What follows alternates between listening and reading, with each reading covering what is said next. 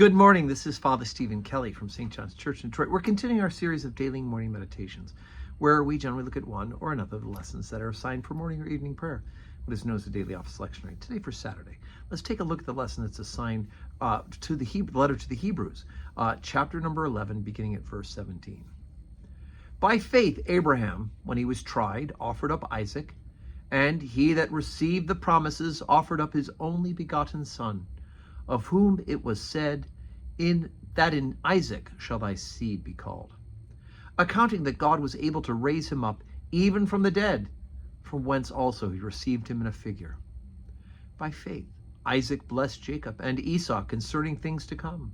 By faith Jacob, when he was a dying, blessed both the sons of Joseph, and worshipped, leaning upon the top of his staff. By faith Joseph, when he died, made mention of the departing of the children of Israel, and gave commandment concerning his bones. By faith Moses, when he was born, was hid 3 months of his parents, because they saw he was a proper child, and they were not afraid of the king's commandment. By faith Moses, when he was come to years, refused to be called the son of Pharaoh's daughter, choosing rather to suffer affliction with the people of God than to enjoy the pleasures of sin for a season, esteeming the reproach of Christ greater riches than the treasures in Egypt, for he had respect unto the recompense of the reward.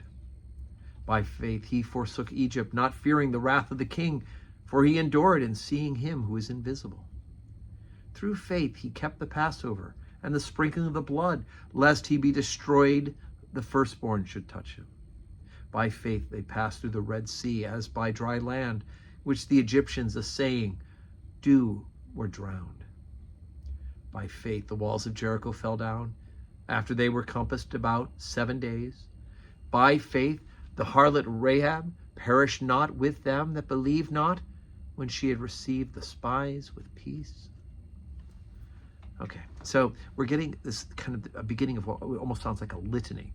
The writer to the letter to Hebrews, he is telling the people of the original covenant, right? The letter is to the Hebrews.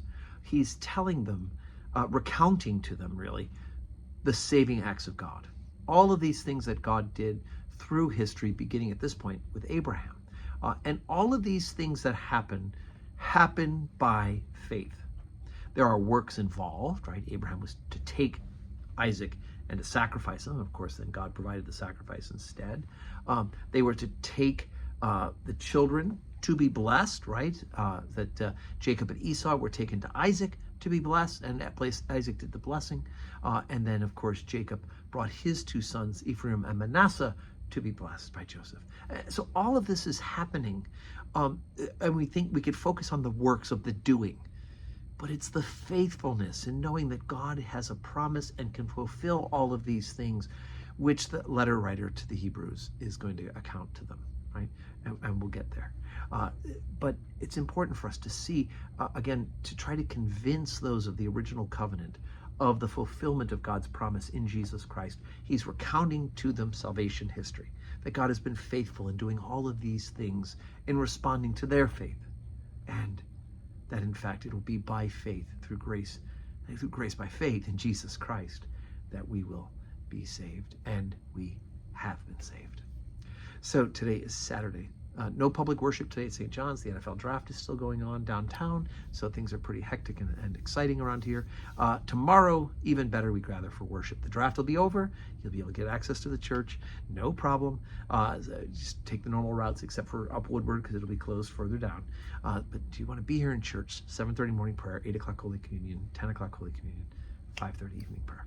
And I do hope that you will join us as we glorify God. We receive him in the Blessed Sacrament, and we would be encouraged in the fellowship of the faithful.